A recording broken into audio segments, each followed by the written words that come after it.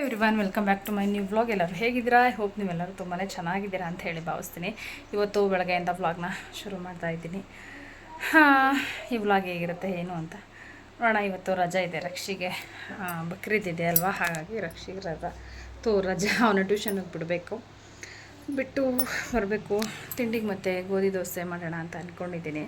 ಬೆಳಗ್ಗೆ ಎದ್ದ ತಕ್ಷಣ ದನಿನ ಮನೆ ಹತ್ರ ಎಲ್ಲ ಕೆಲಸ ಮುಗಿಸಿ ಬಂದ್ವಿ. ಫೈನಲಾಗಿ ನಂದೇಶ್ ಅವರು ನಾನು ಅಂದ್ಕೊಂಡಿರೋ ಥರ ವಾಷಿಂಗ್ ಮಿಷಿನನ್ನೇ ಕೊಡಿಸಿದ್ರು. ನನ್ನ ಬರ್ಡೇಗೆ ಅಂತ ಹೇಳಿ ಅದು ಗಿಫ್ಟ್ ಅಂತ ರೇಗಿಸ್ತಾಯಿದ್ರು ನನ್ನ, ಅದನ್ನೇ ಕೊಡಿಸೋದು ಅಂತ ಹೇಳಿ. ಯಾಕಂದರೆ ತುಂಬಾ ಬ್ಯಾಕ್ ಪೇನ್ ಇತ್ತು ನನಗೆ, ಹಾಗಾಗಿಲ್ಲ ನನಗೆ ಅದೇ ಬೇಕು ಅಂತ ಹೇಳ್ತಾಯಿದ್ದೆ. ಅದನ್ನೇ ಕೊಡಿಸಿದ್ದಾರೆ. ಈಗ ತೊಗೊಳ್ಳೋಂಥ ಸಂದರ್ಭ ಏನಿರಲಿಲ್ಲ. ಅಂದರೆ ಪಾಪ ಅವ್ರಿಗೂ ಟ್ಯಾಕ್ಟ್ರು ಎಲ್ಲ ಸ್ವಲ್ಪ ಪ್ರಾಬ್ಲಮ್ ಇತ್ತು. ಆದ್ರೂ ತೊಗೋ ಇನ್ನೇನು ಅವತ್ತಿಂದ ಕೇಳ್ತಾ ಇದ್ದಲ್ಲ ಅಂಥೇಳಿ ಅದನ್ನು ತೊಗೊಂಡಿದ್ದೀವಿ ಫೈನಲಾಗಿ. ನಿನ್ನೆ ನನಗೆ ಗೊತ್ತಿರಲಿಲ್ಲ, ಸರ್ಪ್ರೈಸಾಗಿ ಕರ್ಕೊಂಡೋದ್ರು, ಬಾ ತೊಗೋ ಅಂತ ಹೇಳ್ಬಿಟ್ಟು. ನನಗೆ ಅದೇ ಬೇಕಾಗಿತ್ತು, ಬೇರೆ ವಾಷಿಂಗ್ ಮಿಷಿನ್ ಬೇಕಾಗಿರಲಿಲ್ಲ. ಯಾಕಂದರೆ ಕೋಳೆ ಬಟ್ಟೆಗಳೆಲ್ಲ ತುಂಬ ಚೆನ್ನಾಗಿ ಹೋಗುತ್ತೆ ಅಂತ ಹೇಳಿ ನನ್ನ ಸಿಸ್ಟರ್ ಒಬ್ಬರು ಅದನ್ನೇ ಸಜೆಸ್ಟ್ ಮಾಡಿದರು. ಹಾಗಾಗಿ ಅದನ್ನೇ ತೊಗೊಂಡೆ. ಅದನ್ನ ನಂದೀಶವರು ನಾನು ನೋಡಿಬಿಡ್ಬೇಕು, ಇವತ್ತೇನೇ ವಾಶ್ಗೆ ಹಾಕ್ತೀನಿ ಅಂತ ಅವರೇ ಹೋಗಿದ್ದಾರೆ. ಬನ್ನಿ ಅದು ಹೆಂಗಿದೆ ಏನು ಅಂತ ತೋರಿಸ್ಕೊಂಡು ನಿಮಗೂ ಬರ್ತೀನಿ. ಆ್ಯಕ್ಚುಲಾಗಿ ನಾನು ಈ ಮಿಷಿನಲ್ಲಿ ಯಾವ್ದು ತೊಗೋಬೇಕು ಅಂತ, ಅಂದರೆ ಯಾವ ಒಂದು ಇದ್ರಲ್ಲಿ ತೊಗೋಬೇಕು ಅಂತ ಇದ್ದೆ ಅಂದರೆ ಆರ್ಟ್ ಸ್ಟಾರಲ್ಲಿ ತೊಗೋಬೇಕು ಅಂತ. ಅಂದರೆ ಅದನ್ನು ಏನು ತೊಗೊಂಡ್ರು ಅದು ಪ್ರಾಡಕ್ಟು ತುಂಬಾ ಚೆನ್ನಾಗಿರುತ್ತೆ. ನಾವು ಆಲ್ರೆಡಿ ಇವಾಗ ದನಿನ ಮನೆಗೆಲ್ಲ ಯೂಸ್ ಮಾಡ್ತಾ ಇದ್ದೇವೆ. ಒಂದು ವಾಟರ್ ವಾಶ್ ತೊಗೊಂಡಿದ್ವಿ ನಾವು, ಅದು ಚೆನ್ನಾಗಿ ಬಾಳಿಕೆ ಬಂದಿದೆ ನಮಗೆ. ಹಾಗಾಗಿ ಅದರಲ್ಲೇ ನೋಡೋಣ ಅಂತ ಅಂದ್ಕೊಂಡಿದ್ದೆ. ಒಂದು ಸರಿ ನಾನು ಹಿಂದೆ ಡಿಮಾರ್ಟಿಗೆ ಹೋಗಿದ್ದೆ, ನೆಲಮಂಗಲ ಹೋಗಿದ್ದಾಗ ಅಲ್ಲೊಂದು ಸರಿ ಚೆಕ್ ಮಾಡ್ಕೊಂಬಂದಿದ್ದೆ. ಅಲ್ಲೇ ಇತ್ತು ಒಂದು ಶೋರೂಮು, ಅಲ್ಲೂ ನೋಡ್ಕೊಂಬಂದಿದ್ದೆ. ಆಮೇಲೆ ಅದನ್ನೇ ತೊಗೋಬೇಕು ಅಂತ ಇದ್ದೆ. ಆಮೇಲೆ ಮಾಗಡಿಗೆ ಹೋದ್ವಿ ಒಂದು ಸರಿ. ಹಿಂಗೆ ನಮ್ಮ ಪಕ್ಕದ ಮನೆಯವರೊಬ್ಬರು ಸಜೆಸ್ಟ್ ಮಾಡಿದ್ರು, ಇಲ್ಲಿ ಮಾಗಡಿಲಿದೆ ಹೋಗಿ ನೋಡಿ ಅಂತ ಹೇಳಿಬಿಟ್ಟು. ನೋಡೋಣ ಇರಲಿ ಒಂದು ಸರಿ ನೋಡ್ಬೋದಲ್ವಾ ಅಂತ ಹೇಳಿ ಹೋದ್ವಿ. ನಂದೀಶ್ ಅವರು ಸುಮ್ಮನೆ ಕರ್ಕೊಂಡೋಗಿದ್ದೆ ಅಷ್ಟೇ, ನೋಡ್ಕೊಂಡು ಬರೋಣ ಬಾ ಅಂತ ಅಷ್ಟೇ ಕರ್ಕೊಂಡೋಗಿದ್ದು. ನಾನು ನೀನು ನೋಡ್ಕೊಂಬರೋದಕ್ಕಲ್ವ, ಯಾವಾಗಲೂ ಹಿಂಗೆ ನೋಡ್ಕೊಳ್ಳೋದು ಬರೋದು ಅಷ್ಟೇ ಅಲ್ವಾ ಅಂತ ಹೇಳಿ ಹೋದೆ. ಆಮೇಲೆ ಆ್ಯಕ್ಚುಲಾಗಿ ಅಲ್ಲಿಗೆ ಹೋದ್ಮೇಲೆ ಆಗಿದ್ದೇ ಬೇರೆ. ನಂದೀಶ್ ಅವ್ರು ಪರವಾಗಿಲ್ಲ ತೊಗೋ ಅಂತ ಹೇಳಿ ಫೈನಲಾಗಿ ಕೊಡಿಸಿದ್ರು. ಇದು ಬಂದು ಯಶಿನಾ ಅಂತ ಹೇಳಿ, ಇವರೇನೇ ಬೇರೆ ಬೇರೆ ಪಾರ್ಟ್ಸ್ಗಳನ್ನೆಲ್ಲ ತೊಗೊಂಬಂದು ಇವರೇ ಅದನ್ನು ಎಲ್ಲನೂ ಸೆಟ್ ಮಾಡಿ ಕೊಡ್ತಾರಂತೆ.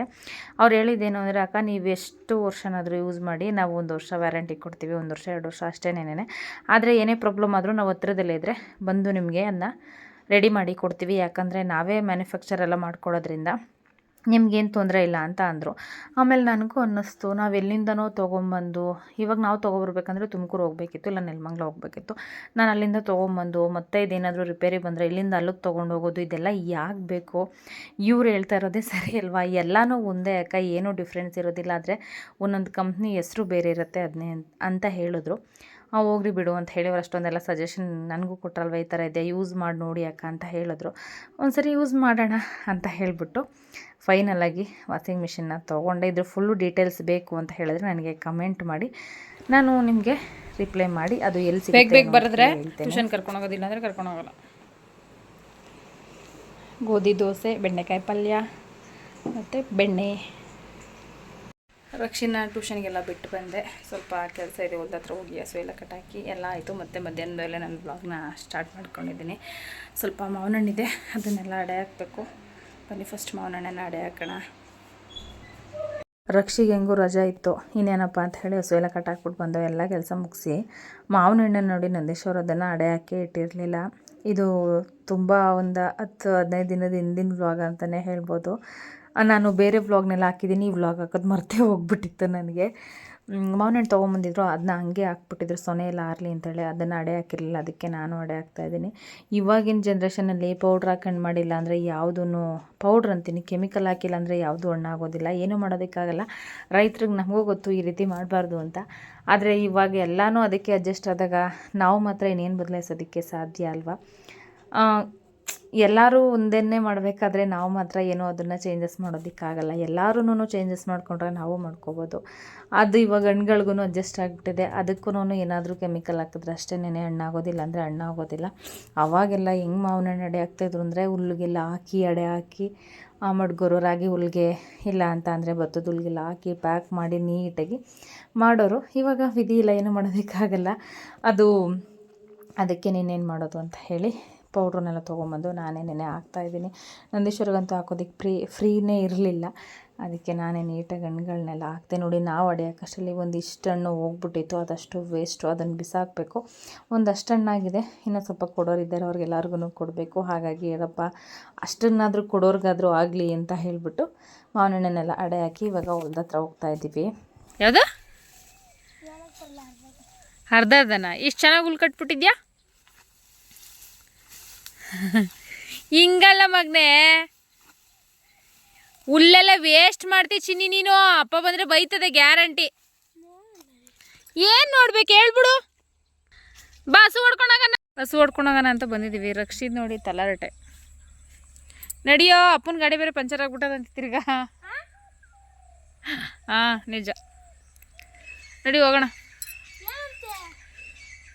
ಮನೆಗೆ ಬತ್ತಾಯ್ತಂತೆ, ಹೋಗೋಣ ಬಾ. ಮನೆಗೆ ಬತ್ತಾಯ್ತಂತೆ ಇವಾಗ, ಅದಕ್ಕೆ ಬಾ ಬೇಗ ಹೋಗೋಣ. ಹಸು ಹೊಡ್ಕೊಂಡು ಹೋಗೋಣ, ಬಾ ಬೇಗ ಬೇಗ. ಕೊಡ್ತೀಯಾ? 5 ನಿಮಿಷ ನಿಂತ್ಕೊಬಿಟ್ರೆ.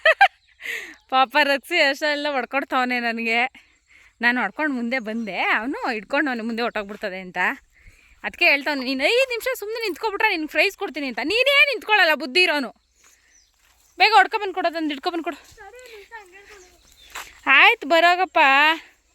ಇಷ್ಟು ಹುಲ್ ಬೇರೆ ಕಟ್ಕೊಂಡವನ್ನೇ ತಗೊಂಡೋಯ್ತೀನಿ ಕಣಮ್ಮ ನಾನು ಅಂತ. 5 ಗಂಟೆ ಆದರೂ ನೋಡಿ ಎಷ್ಟೊಂದು ಬಿಸಿಲು. ಸೊಳ್ಳೆಗೆ ಚಿನಿ ಅದಂಗೆ ಆಡೋದು. ಸರಿ ಬಾ, ನಾನು ಹೋಯ್ತೀನಿ. ಹೇಯ್ ನಡೀರಾ, ಹೈ. ಹಸುದೆಲ್ಲ ಹಾಲು ಕರೆದಾಕಿ ಎಲ್ಲ ಕೆಲಸ ಆಯಿತು. ನೋಡಿ, ಪಾತ್ರೆ ಏನೂ ತೊಳೆದಿಲ್ಲ. ಒಂಥರ ಮಕ್ಳಿಗೆ ರಜೆ ಇದ್ದರೆ ಒಂಥರ ನಾವು ಲೇಝಿ ಆಗಿಬಿಡ್ತೀವಲ್ವ. ಸ್ವಲ್ಪ ಮಳೆನೂ ಬೇರೆ ಬರೋ ಥರ ಇತ್ತು ಬೆಳಗ್ಗೆಯಿಂದ. ಹಾಗಾಗಿ ಒಂಥರ ಮೋಡ ಎಲ್ಲ ಇದ್ದರೆ ಒಂಥರ ಲೇಝಿನೆಸ್ ಅಂತ ಅನಿಸುತ್ತೆ. ನಂದೀಶ್ವರಿಗೆ ಯಾರು ಸ್ವಲ್ಪ ಒಂದಷ್ಟು ಟೊಮೆಟೊ ಕೊಟ್ಟಿದ್ರು. ನಾವು ಹೆಂಗೋ ಬೆಂಗ್ಳೂರಿಗೆ ಹೋಗ್ತೀವಲ್ವ, ನಾವೇನು ಅಷ್ಟೊಂದು ಯೂಸ್ ಮಾಡ್ಕೊಳ್ಳಲ್ವಲ್ಲ ಅಂತ ಹೇಳಿ ಅವ್ರಿಗೆ ತೊಗೊಂಡೋಗಿ ಕೊಡೋಣ ಚಿಕ್ಕಮ್ಮರಿಗೆ ಅಂತ ಹೇಳಿ ಒಂದಷ್ಟನ್ನೆಲ್ಲ ಪ್ಯಾಕ್ ಮಾಡಿಟ್ಟೆ. ಮತ್ತು ನಮ್ಮ ಅತ್ತೆಗೆ ಸಾರು ಮಾಡಿಡ್ತೀನಿ ಅಂತ ಹೇಳಿದೆ. ಅವರು ಸಾಂಬಾರು ಆಯ್ತಲ್ಲ, ಒಂದು ಸ್ವಲ್ಪ ಅದಕ್ಕೆ ಉಪ್ಪಿನ ಹೆಸ್ರು ಖಾರ ಅದಿಟ್ಬಿಡು, ನಾನು ಬೇಕು ಅಂದರೆ ಬೇಳೆ ಒಂದು ಕೂಗಿಸ್ಕೊತೀನಿ ಅಂತ ಹೇಳಿದ್ರು. ಹಾಗಾಗಿ ನನ್ನ ಡ್ಯೂಟಿ ಮಾಡ್ತಾಯಿದ್ದೀನಿ. ಅವ್ರಿಗೆ ಅಡುಗೆ ಮನೆಗೆ ಹೋಗೋದು, ಅಡುಗೆ ಮಾಡ್ಕೊಳ್ಳೋದು ಅಂದರೆ ಸ್ವಲ್ಪ ಏನೋ ತುಂಬಾ ಬೇಜಾರು. ಬೇರೆ ಏನಾದರೂ ಮಾಡ್ತಾರೆ, ಆದರೆ ಅಡುಗೆ ಮನೆಗೆ ಹೋಗಿ ಕೆಲಸ ಅಡುಗೆ ಮಾಡ್ಕೊಳ್ಳೋದಕ್ಕೆ ಬೇಜಾರು. ಅವಾಗಿಂದ ಅಡುಗೆ ಮಾಡಿ ಬೇಜಾರಾಗ್ಬಿಟ್ಟಿದೆ ಅಂತ ಹೇಳ್ತಾರೆ. ಹಾಗಾಗಿ ಈ ರೀತಿ ನಾನು ಎಲ್ಲಾದರೂ ಹೋಗ್ಬೇಕಾರೆ ಉಪ್ಸಾರು ಖಾರ ಈ ಥರದ್ದೆಲ್ಲ ಅರ್ದಿಟ್ಟು ಹೋಗಿದ್ರೆ ಅವ್ರಿಗೆ ತುಂಬ ಫೇವರ್ ಅಂದರೆ ಬೇಳೆ ಒಂದು ಕೂಗಿಸ್ಕೊಳ್ಳೋದು. ಬೇಳೆ ಸಾರು ಅಂದ್ರೇ ಇಷ್ಟ ಅವ್ರಿಗೆ. ಬರೀ ಬೇಳೆನ ಕೂಗಿಸ್ಕೊಂಡು ಉಪ್ಸಾರು ಮಾಡ್ಕೋತಾರೆ. ಹಾಗಾಗಿ ಫ್ರೆಶ್ಶಾಗಿ ಖಾರ ಎಲ್ಲ ರುಬ್ಬಿಟ್ಟು ನಾನು ಇನ್ನೂ ರೆಡಿ ಆಗಬೇಕಿತ್ತು. ಸಡನ್ನಾಗಿ ಬೆಂಗಳೂರಿಗೆ ಹೋಗೋ ಪ್ಲ್ಯಾನ್ ಆಯಿತು. ಫಸ್ಟೇ ಪ್ಲ್ಯಾನ್ ಮಾಡ್ಕೊಂಡಿದ್ರೆ ಸರಿ ಹೋಗ್ತಿತ್ತು. ಸಡನ್ನಾಗಿ ಹೋಗೋಣ ಅಂಥೇಳಿ ನಂದೀಶ್ವರ ಹೇಳಿದ್ರಿಂದ ಎಲ್ಲ ಕೆಲಸ ಮುಗಿಸಿ ಇವಾಗ ಫಟಾಫಟ ಅಂತ ರೆಡಿ ಆಗೋಣ ಅಂಥೇಳಿ ಹೋದೆ. ಇವಾಗೆಲ್ಲ ಕೆಲಸ ಆಯಿತು. ಅವ್ರಿಗೆ ಬೇಳೆ ಹೋಗೋದಕ್ಕೆ ಇಟ್ಟಿದ್ದೀನಿ. ಅದೊಂದಾದರೆ ಆಯಿತು ಅಂತ ರಕ್ಷಿ ಹೋಮ್ವರ್ಕ್ ಮಾಡ್ತಾಯಿದ್ದೇನೆ. ಸ್ವಲ್ಪ ಬೆಂಗಳೂರಿಗೆ ಹೋಗೋಣ ಅಂತ ಹೇಳಿ ಅಂದ್ಕೊಂಡಿದ್ದೀವಿ. ಹೊರಡಬೇಕು, ನೋಡೋಣ. ಇನ್ನು ನಾನು ರೆಡಿಯಾಗಿ, ನಂದೀಶ್ವರು ಇನ್ನೂ ರೆಡಿಯಾಗಿ ಹೊರಡೋಷ್ಟರಲ್ಲಿ ಟೈಮ್ ಆಗುತ್ತೆ. ರಕ್ಷಿ ಹೋಮ್ವರ್ಕ್ ಮಾಡ್ತಾಯಿದ್ದಾನೆ.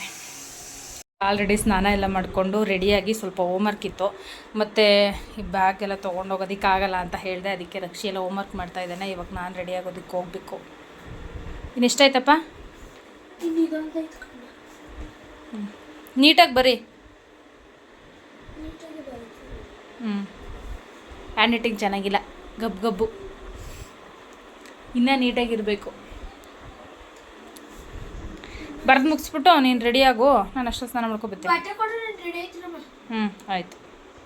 ಬೇಗ ಆಗೋಗ್ಬಿಡುತ್ತೆ. ಇವಾಗ ನಾನು ಸ್ನಾನಕ್ಕೆ ಹೋಗಿ ರೆಡಿಯಾಗಿ ಬರಬೇಕು. ನೀನು ಅಡುಗೆ ಕೆಲಸ ಎಲ್ಲ ಆಯಿತು, ಅಡುಗೆ ಮನೆ ಎಲ್ಲ ಕ್ಲೀನ್ ಆಯಿತು. ಆದಷ್ಟು ಎಷ್ಟು ಕೆಲಸ ಆಗುತ್ತೋ ಅಷ್ಟೆಲ್ಲ ನಾನು ಮಾಡಿದ್ದೀನಿ. ಬಟ್ಟೆ ಎಲ್ಲ ಒಗ್ದು ಎಲ್ಲ ಆಯಿತು.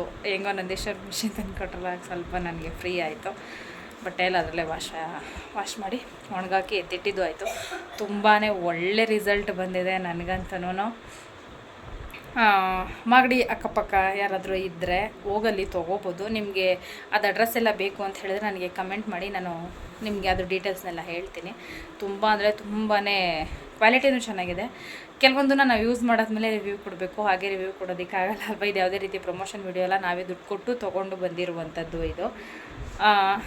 ನನಗಿವಾಗ ಕಾಸ್ಟ್ಲಿ ತೊಗೋಬೇಕು ಅಂತ ಇರಲಿಲ್ಲ. ಆ ಥರ ತೊಗೋಬೇಕು ಅಂತ ಐಡಿಯಾ ಇದ್ದೀರ ನಾನು ಯಾವಾಗೂ ತೊಗೋತಾ ಇದ್ದೆ. ಆ್ಯಕ್ಚುಲಾಗಿ ನಂದೀಶ್ ಅವ್ರು ಅವಾಗ ಕೊಡಿಸ್ತೀನಿ ಅಂದಾಗ ನನಗೆ ಅದು ಬೇಡ ಅಂತ ಅನಿಸಿತ್ತು.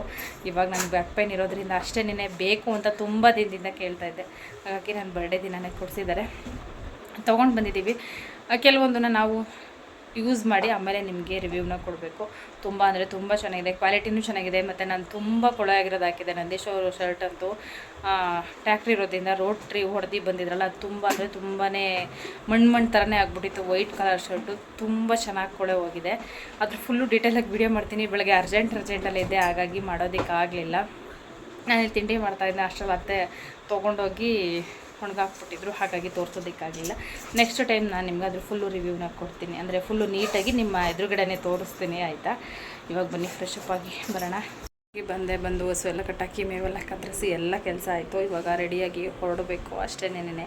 ಈ ಒಂದು ವ್ಲಾಗ್ನ ನಾನು ಇಲ್ಲಿಗೆ ಎಂಡ್ ಮಾಡಿಬಿಡ್ತೀನಿ. ನೆಕ್ಸ್ಟ್ ಡೇ ಮತ್ತೆ ವ್ಲಾಗ್ನ ಕಂಟಿನ್ಯೂ ಮಾಡೋದಕ್ಕೆ ಸರಿ ಹೋಗ್ಬಿಡುತ್ತೆ, ಇಲ್ಲಾಂದರೆ ಈ ವ್ಲಾಗು ತುಂಬ ಲೆಂತಿ ಆಗಿಬಿಡುತ್ತೆ. ಹಾಗಾಗಿ ಈ ಒಂದು ವ್ಲಾಗ್ನ ಇಲ್ಲಿಗೆ ಎಂಡ್ ಮಾಡಿಬಿಡ್ತೀನಿ. ಪ್ಲೀಸ್ ನನ್ನ ಚಾನಲ್ನ ಸಬ್ಸ್ಕ್ರೈಬ್ ಮಾಡ್ಕೊಂಡು ನೋಡಿ ಅಂತ ಕೇಳ್ಕೊತೀನಿ. ಸಬ್ಸ್ಕ್ರೈಬ್ ಮಾಡ್ಕೊಂಡು ನೋಡ್ತಾ ಇರೋರಿಗೆ ತುಂಬಾ ಧನ್ಯವಾದಗಳನ್ನ ತಿಳಿಸ್ತೀನಿ.